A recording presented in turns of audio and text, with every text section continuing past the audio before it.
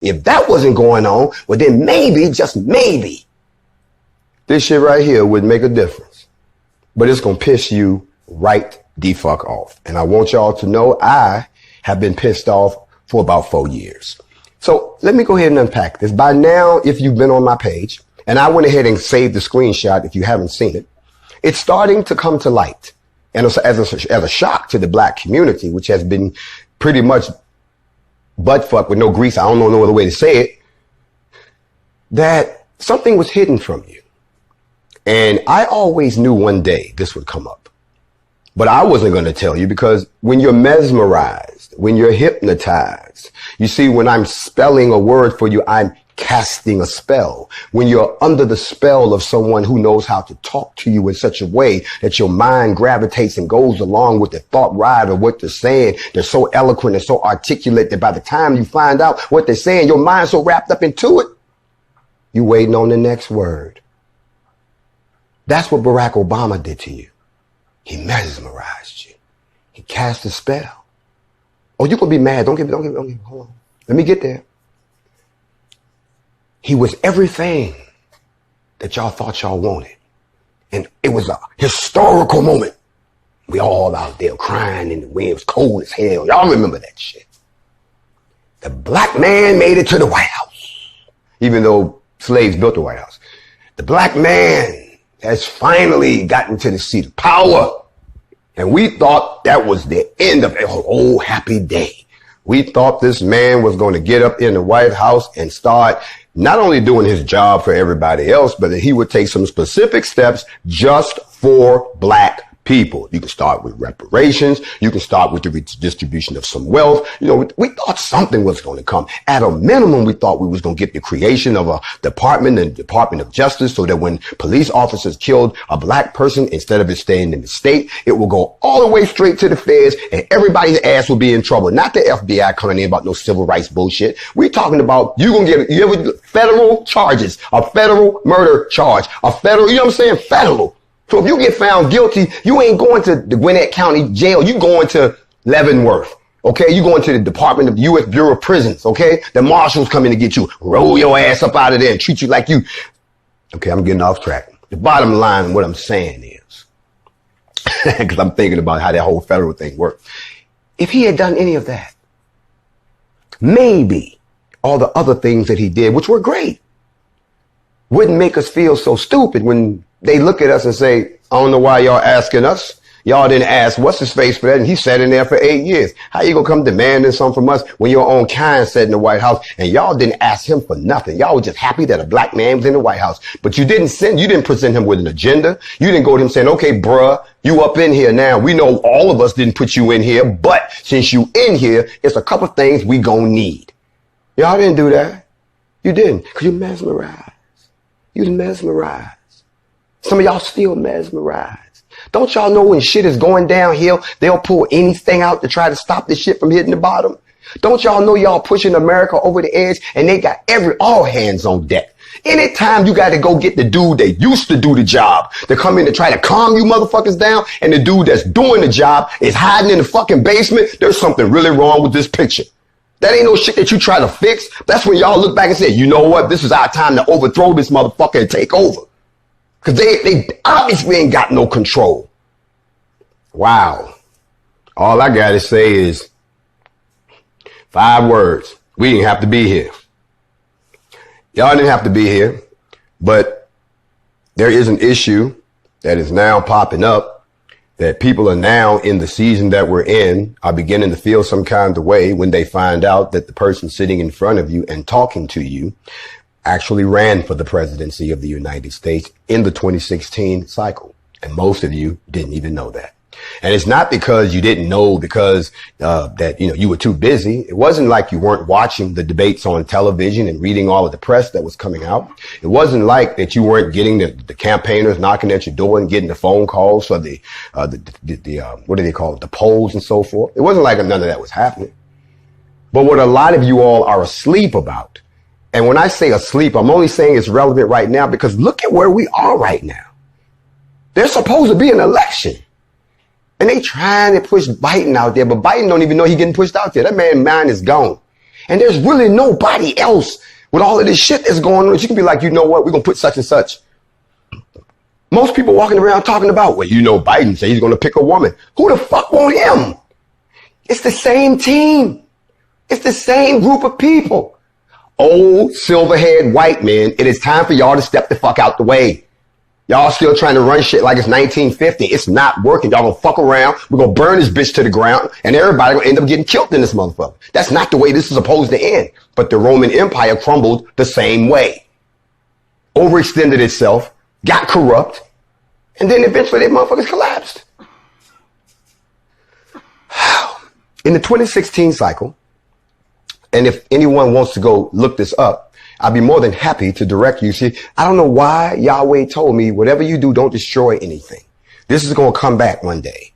You can go right now, and if you have another computer or your phone, to a website called onlywecanfixus.com. That is my official presidential candidate webpage from 2016. It is still up with all of the commercials, with all of the advertisement, the debates. Oh, yes, there was 3 debates that y'all missed. We had a debate in Flint, Michigan with the people who were suffering with the water, but y'all didn't see that. We'll tell you why in a minute. There was a debate down in Louisiana. Y'all didn't even see that one. There was a black woman that was running, and y'all didn't even know about her. Matter of fact, if you think about it, the reason you didn't know was because the media was being controlled. How do you control anybody? Lot of money, lot of money, lot of money. I'm not the only one. It's just that Yahweh done pushed me into the spotlight. And while y'all talking about NFAC and we talking about all this racism shit, all of a sudden people start digging and going like, oh shit, this dude ran for president and we didn't know it. This could have been our president right now. Don't calm down. Everybody be cool. Don't tear shit up yet. Y'all gonna be up and jumping in a minute. Cause see, what you don't understand is what people are, the reason I had to come forward is because now I'm getting phone calls. People say, why don't you run now? Why don't you run now? See, you don't understand how that process works. But now we get to this piece right here.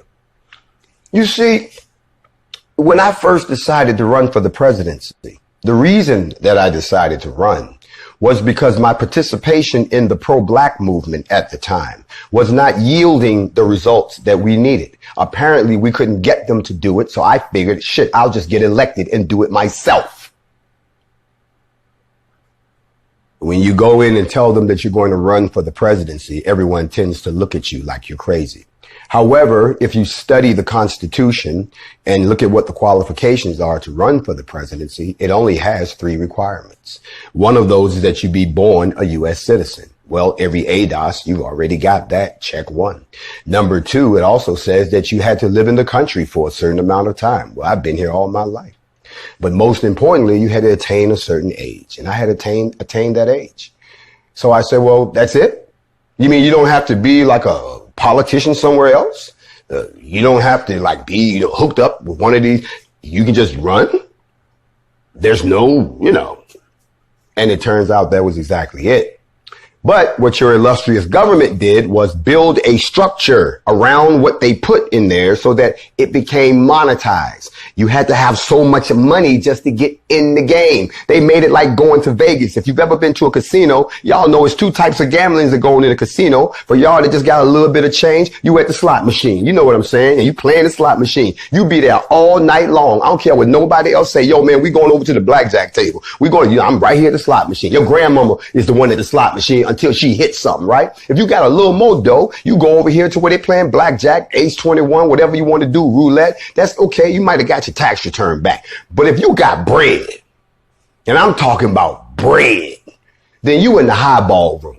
And you know the highball room. You can't walk in the highball room. They got a police outside the highball room. And when you walk up, you got to show your black card to get in the highball room. When you get in the highball room, you don't just walk in. They got you. You get your own young lady on your arm. I'm just telling y'all how it is. Don't look at me. I didn't make it up. You get your own young lady on your arm. You get somebody else. They're going to clip your cigar for you. I don't even smoke cigars. Now I got a cigar in my mouth and I'm walking around. I got the girl on my arm and whatnot. And then somebody else bring you a drink. And I ain't even got to the damn table yet. But this is the highball room.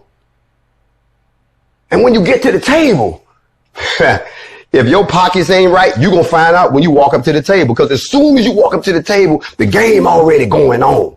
And somebody's saying something crazy like this. I'm going to go ahead and bet 75,000 on that. And the other guy be like, yeah, I'm going to go ahead and double it. And they lose. And they keep on going. They don't even stop. I'm sitting here like the bro just lost $250,000 and he drinking his drink and damn, I'm at the wrong damn table. So, I mean, I'm just being honest because you try to get in there. And one hand, you over there talking about, I can't wash no more dishes because you know you shouldn't have been over there to start with. Can I talk to y'all? But anyway, they built this structure around the constitutional requirement so that even if you qualify just by being a citizen, you cannot really even get in the race or even file unless you got some bread already. Now I'm talking about, okay, so you say, how much do I need to get in? When I went and got the paperwork, I'm going to be honest with a lot of y'all. We coming off of 8 years of Barack Obama. Everybody still had their head up. It felt good a little bit to be black in America. You understand what I'm saying? Yeah, they ain't do shit for us. But at the end of the day, you know, you could be a bruh and walk in a place, hold your head up, and they be like, you know, the president's black. You know, bruh, you know, got a little respect. So I'm thinking, with all of this stuff that was happening with, you know, Mike Brown, Tavon, or the Manual 9, the Walter Scott shooting, you know, Sandra Bland, all this crazy stuff going on, and the vibe that was happening, that it would be easy coming off of that to run right into the White House. That's what I actually believed. And just to clear up history's sake, after I, not them, after I led 33,000 people across the Arthur Ravenel Bridge in South Carolina the day after I talked to the president at the memorial site for Senator Pinckney, I came up with this great idea that, hey, maybe I should run for president because I saw it. For a split second, I saw Martin Luther King's vision because everybody out there was black, white, yellow, red. It was everybody. So maybe we could do it. That's what I'm thinking. So you can imagine the pride that I had going to get the forms, and you go to fill out the forms and it says, you know, you can run for different shit. You know what I'm saying? You can run for different shit. But for the president, it's completely separate. Now remember, I'm about to tell y'all something that a lot of y'all don't know. It's a process that you go through. It's almost like going somewhere for the first time. You ain't never been there. But after you've been there, you know how it goes. So I had never been. I just thought you fill out paperwork, go make some speeches. You know what I'm saying? And people vote.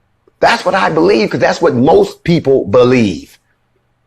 Unless you are a political major or you work inside of one of these organizations, you really don't know what you're getting yourself into. So I go into this thing, do the paperwork, y'all. I'm not a professional politician. I'm not a senator. I'm not a congressman. I'm not controlled by nobody. I am straight from the street. I'm a vet. I'm a citizen. I'm a black man that's getting killed in the street. You know what I'm saying? I'm a corporate professional. I think I got it all. So, filed my paperwork, paid my little 5 G's. Yeah, 5,000. Had to go and get my IRS. Oh, I just happen to have right here. Y'all know how we do on Facts Over Feelings. See, I don't throw nothing away. I'm one of them dudes that I'm anal like that. Oh, yes, I am. Because you never know when they might try to erase. That's why I tell y'all to get books. See, they can change what's on the internet, but you can't never change what's right in front of your hands. So I say, you know what? I got a letter here. This letter right here. I know y'all can't read that, but I'm going to read it to you, help you out. It's from the Department of the Treasury, IRS. It's for the committee to elect John Fitzgerald Johnson. That's my government name now, y'all know. And it's also, it's my tax ID number for my committee to collect political campaign, contributions. Also my form 8872, which is what I also had to file with them. And then I started looking through here, and I even went so far as to find my actual form where we sent in for the committee to elect John Fitzgerald. Now let me tell you why you probably don't know that. Because see, my name is such that if you put my name on a list of people, if you don't know who I am, the first person pops in your mind is John Fitzgerald Kennedy, who was one of the greatest presidents that black people ever had. And they killed him, blew his head off. So if you got a phone call from one of these polling services saying, good evening, we'd like to know whether or not who would you would vote for president? Would you vote for Hillary Clinton? Would you vote for, the orange guy whose name I don't want to say, or would you vote for John Fitzgerald? Press 1, 2, and people be like, John Fitzgerald, I don't know who the fuck that is, but the name sounds like somebody I know. Click. So we decided to drop my last name and go with John Fitzgerald because it was political. So not only that, then you have to file with the FEC. And the FEC, for y'all who don't know, is the Federal Elections Commission.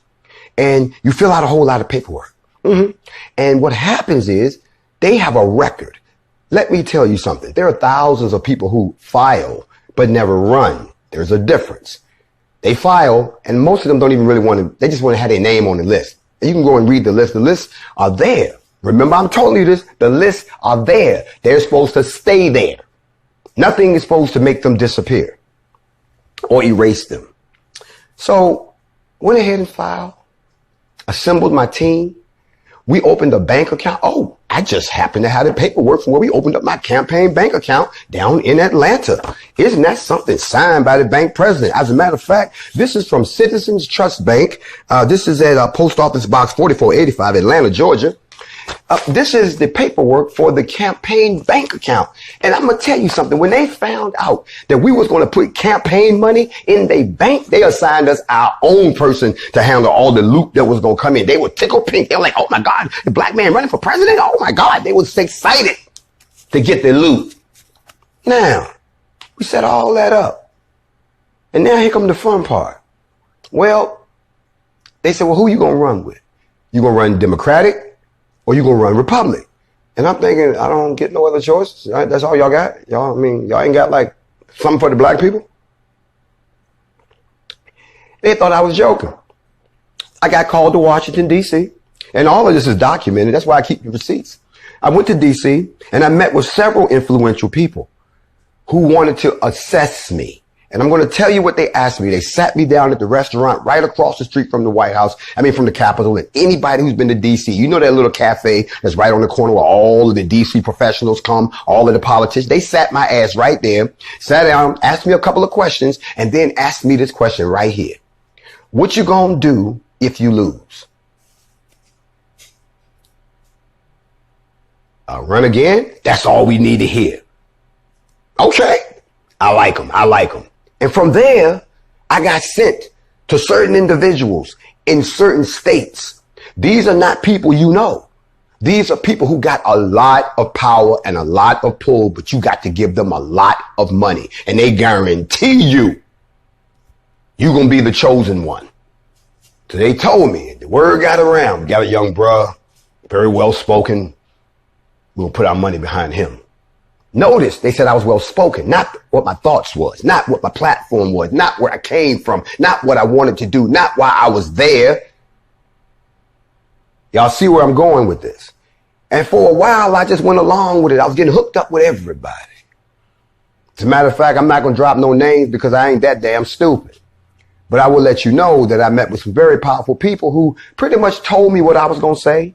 And they told me what I was going to do. And they told me like they owned me. And the more they talked, the more I didn't hear what I came for. I ain't mind all that other shit. I didn't mind the foreign policy. I didn't mind the whole banking cabal. I didn't mind the Department of Defense black budget. I didn't mind none of that shit. But you wasn't going to sit there and tell me that you weren't going to let me do nothing for my people. See, I wasn't just going to be proud to be the next black president. I was going to be your black president. You understand what I'm saying? And I wouldn't be the first president in history that did some shit for a certain group of people. The Jews know that. The Chinese know that. So I can't do nothing for my peoples? Oh, no. We don't, you know, those things will come in time. And I kept hearing this. So at this point, I said, you know what? No. I'm not your puppet. But then I found out the way that they keep you, the way that they make you a puppet is they dig up some shit on you.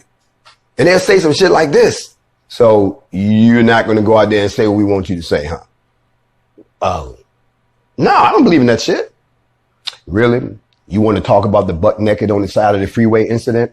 The butt naked? How the hell you know about? Hold on, bro. You can't let that get out. Hey, look, it was late. We lost the car. I don't know where my pants was. You can't put that out. And they'll be like, bruh, if you don't do what we tell you to do, this shit gonna be on CNN, ABC, Connie Chung, the cooking channel. Right? You like, and that's what they do. They notice everybody in politics, they always holding some shit over their head. Even while they in the presidency. Trump, as much as y'all, he's an idiot, but think about it. Even when his dumb ass got in there, they was pulling up all kind of shit. They went and dug up the stuff for him on the bus. I ain't even gonna go there, ladies. I'm not gonna offend you, but y'all know what I'm saying. Even Clinton with Whitewater. Everybody had something hanging over their head. The only person who didn't have nothing hanging over their head, and he was so stupid, but that's why they couldn't get none on him because he was a plain dude, was Jimmy Carter. Carter was just like, he lucked up and won the presidency. They had to go make some shit happen to get his ass out of office. The Iranian hostage crisis. Notice it ended the day his ass got out of office because it killed his presidency. So I wouldn't do it. And I'm like, look, I'll just run independent. That's what I'll do. Because I figured I don't have to be with y'all. I can just do my own thing. The people's want a black president. We got shit to fix. You get what I'm saying? Yeah. Well, I'm here tonight to enlighten all of you that I learned some very hard lessons. And that is kind of why I have grown into the person that I am now. You would not believe that a person who has shown you some of the rage and emotion that I have shown you in the last 2 weeks, someone who was crazy enough to go down into Brunswick, Georgia with semi-automatic weapons and take on the Ku Klux Klan and the good old boys from the heat of the night cops, somebody who has done all these crazy things, sit here and teach you and all this stuff would have been your president. But this is what you call evolution. Circumstances will grow you. I say this to everyone watching me right now. Imagine if you could run into yourself from 10 years ago. What would you tell yourself? If you ran into yourself from 10 years ago, would you be the exact same person? Because if you are, there's something wrong. We all evolve. Don't ever think for 2 seconds that just because I look like the person that you knew, that what's behind these glasses is the person that you knew. We all change. Remember that. The only person who doesn't change is Yahweh. He says, I'm Yahweh and I do not change. But you change. We all change. The question is, do you evolve or do you devolve? Some of y'all go backwards. You know, he used to be so smart. Now he dumb as a bag of rocks. You know, she really could cook, but now she food poisoned the hell out of everybody. Some people get better. Some people get worse. In this particular instance, because of the circumstances that we have been subjected to, I have slowly begun to realize, and I'm going to fill y'all in on the blanks real quick, that these motherfuckers are crazy and that I must have been out of my rabbit ass mind to think for 2 seconds because I too was in the matrix. I too was under the spell. I too believed in these dreams. I too fell for these frameworks. I too danced to these policies. I too was just like you. Until somebody had to wake me up. And the way that I woke up was through experience because I just knew that I knew what I knew that I knew. Didn't know shit. I'm trying to tell y'all something. When I ran for the presidency, I got a re-education, not only in politics, but in money, big money. So let me tell you what happened. And don't let this get out. It's just us, okay? Just us. So when I started getting deep into this whole campaign situation, I began to realize that you had to pay for everything, even stuff you didn't think you had to pay for. You got to pay to be on the poll. Matter of fact, you got to pay per call. You buy calls. That blew my mind. I called the people up. I said, I want to be on the Pew Research. And when they called the people, they was like, cool. It's going to cost you this much per call, per state. So hold on a second. Whoa, cuz, you trying to charge me $35,000 just to call some motherfuckers at 7 o'clock to ask them a question? How many people you talking to? Oh, we're going to talk to about 1,000. 1,000? Dude, there's 3, 6, 7, 8 million people in that state. Well, the Democrats and the Republicans don't have to worry about that because they get their money from you. Oh, and private contributions. Now, if you're independent, you can't do that. It got to come out your pocket. Mm-hmm. If you want, supplies and bumper stickers and all that stuff you see going on, that costs too per state, right? Not only that, you got to report that money back on a program that I still have directly to the FEC, your financial reports. This is where people get in trouble. You don't do those reports correctly, they'll come back to your ass after the election is over saying, what happened to all that bread that you made? because you can't spend it yourself. As a candidate, I'm not even allowed to touch the bank account. I can't even see the bank account. I have to get a third person whose name is on the account that has the responsibility of signing their names to those reports. And if something goes wrong with the money, they ass going to jail and I'm going to jail with them too. So you got to be careful who you pick as your campaign finance advisor. That person right there is the linchpin between you being free and going to jail. This is what I'm learning about this process. Meanwhile, I'm looking at who's running. And it's the usual suspects. But I saw a motherfucker that just came out of left field. Donald Trump. This is back in 2015. Oh, we got the receipts for this too. Won't nobody paying this motherfucker no mind. And he was coming. He was doing the same shit that he's doing now. He was doing it back then, but he was coming. And y'all was so caught up in this other shit. Y'all did not see what was happening. So I knew he was my problem because, see, I ran on the racism ticket. I ran on fixing racism. I wanted to outlaw expressions of racism in this country, the same way they've done it in Germany. There's a video somewhere here on my site where you can see me sitting at the presidential debate where I says, until we address our ugly past, y'all heard me say it, then we cannot move forward. But I think we're mature enough to have the complex conversations. I said that back then. Nobody fucking listened. Nobody. And I said, well, this dude over here is a blatant racist. And I'm looking at what he's doing. And the people that he's talking about and he's talking to are those motherfuckers that's been hiding in the trailer, hiding with the little, the Dixie flag. Those motherfuckers is back there getting energized. And y'all out here talking about we about to break the glass ceiling with Hillary. Fuck Hillary and the glass ceiling. Are y'all watching this motherfucker back here? Okay. You know what? Okay. Let me just go ahead and do my campaign and just see if I can make a dent in this motherfucker. Okay. The website goes up, the commercials go out. We did everything we were supposed to. And then we found out about something called the debate that was coming up.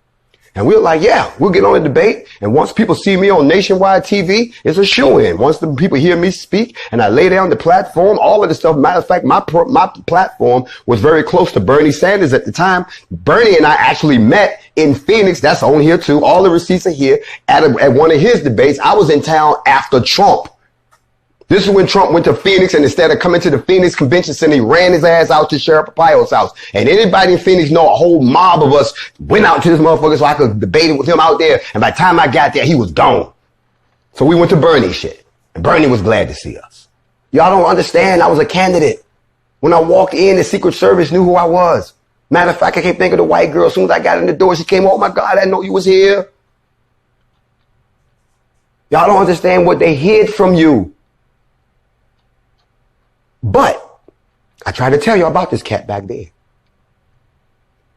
Nobody was able to see any of this.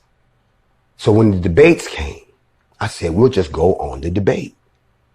And then we found out you can't get on the debate unless you're polling at a certain level. Remember I just told you about you got to pay these motherfuckers to poll for you? So let me break it down. If you don't spend enough money with the pollsters, they're not going to tell the debate people that you have done enough work to be worthy to go in front of the American people, which generates money to go in your pocket so you can stay in the campaign. That's like a catch-all. You understand what I'm saying? I'm going like, wait a minute. I don't get it. I can't get money from the people if I can't go before the people. But I can't go before the people unless I got the money. How the fuck that's supposed to work? Then I ran into something called the CPD. If y'all don't know what the CPD is, that's the Commission on Presidential Debates. It was originally established back in 1987 as a nonprofit corporation that was supposed to make sure that the political parties, you know, that it was fair, so everybody got a chance, but it got taken over, and even right now, it is ran by the Republicans and the Democrats. So ain't nobody else getting on the fucking stage.